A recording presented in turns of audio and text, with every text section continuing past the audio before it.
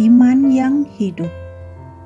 Inspirasi renungan hari ini diambil dari surat Rasul Yakobus bab 2 ayat 14 sampai dengan 24 dan ayat 26.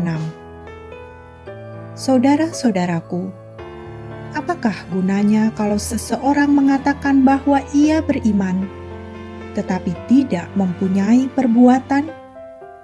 Dapatkah iman itu menyelamatkan dia? Misalnya saja seorang saudara atau saudari tidak mempunyai pakaian dan kekurangan makanan sehari-hari.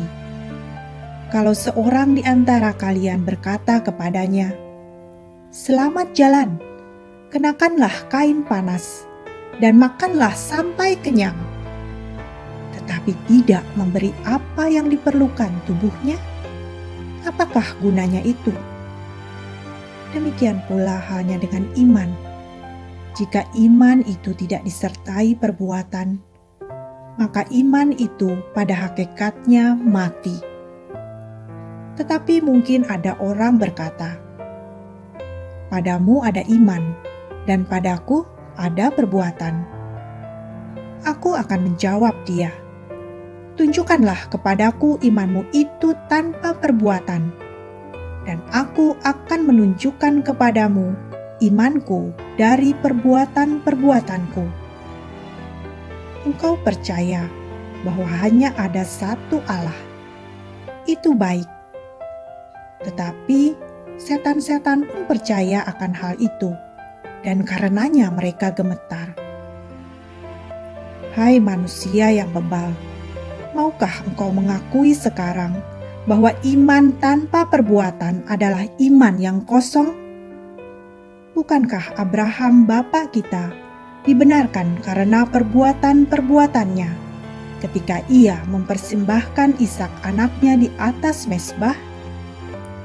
Kalian lihat bahwa iman bekerja sama dengan perbuatan-perbuatan, dan oleh karena perbuatan-perbuatan itu, iman menjadi sempurna.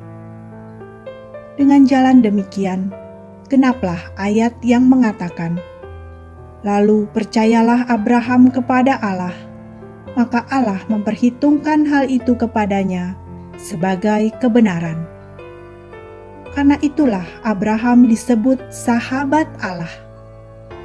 Jadi, kalian lihat bahwa manusia dibenarkan karena perbuatan-perbuatannya dan bukan hanya karena iman. Sebab sebagaimana tubuh tanpa roh itu mati, demikian pula iman tanpa perbuatan-perbuatan adalah mati. Dalam suatu wawancara, Mahatma Gandhi mengungkapkan bahwa dia menyukai ajaran Kristus, tetapi dia kecewa terhadap praktik hidup para pengikut Yesus di zaman itu. Jawaban yang sungguh menohok dan membuatku terhenyak, membuatku introspeksi terhadap segala perbuatanku sebagai orang yang mengaku beriman kepada Kristus. Sudahkah segala perbuatanku mencerminkan iman akan Kristus? Dalam surat Yakobus 2 ayat 18 dikatakan, "Tunjukkanlah kepadaku imanmu itu tanpa perbuatan, dan aku akan menunjukkan kepadamu imanku dari perbuatan-perbuatanku." Perkataan Yakobus ini merupakan tanggapan atas pertentangan antara kelompok yang menekankan pada iman, pengungkapan melalui tradisi, melawan kelompok yang menekankan pada perbuatan aksi nyata. Yakobus menunjukkan pada ayat 24 bahwa iman itu harus diungkapkan dan diwujudkan. Kontemplasi dan aksi diwujudkan dengan beribadah, dan penting pula untuk diwujudkan melalui perbuatan-perbuatan baik. Keduanya tidak dapat dipisahkan, karena perbuatan-perbuatan itu iman menjadi hidup, menjadi nyata dan dapat dirasakan oleh orang lain.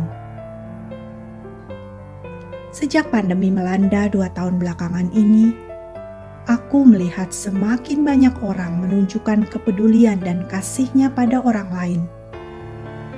Contoh sederhana, banyak orang yang menyediakan air dan sabun untuk mencuci tangan di depan rumah mereka.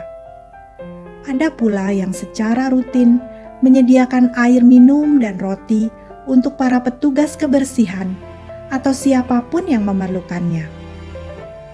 Hal yang sepertinya sepele, namun di situ ada gambaran perwujudan dari sebuah iman sebagai ungkapan kasih di dalamnya. Sebagai pengikut Kristus, aku diingatkan kembali akan iman yang hidup, iman yang tidak hanya di hati dan di mulut, namun selalu terlihat dalam setiap perbuatan.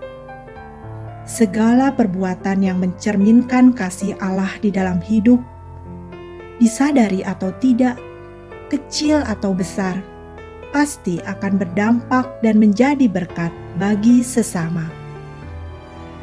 Sudahkah menghidupi iman melalui perbuatan kasih? Mari kita berdoa. Ya Yesus, Juru Selamatku, kasih-Mu mengalir tiada hentinya. Sapaan-Mu melalui berbagai hal yang terkecil sekalipun menarikku kembali kepadamu. Bantu aku menghidupkan imanku, mewartakan kasih-Mu melalui setiap perbuatanku. Terima kasih ya Yesusku. Amin.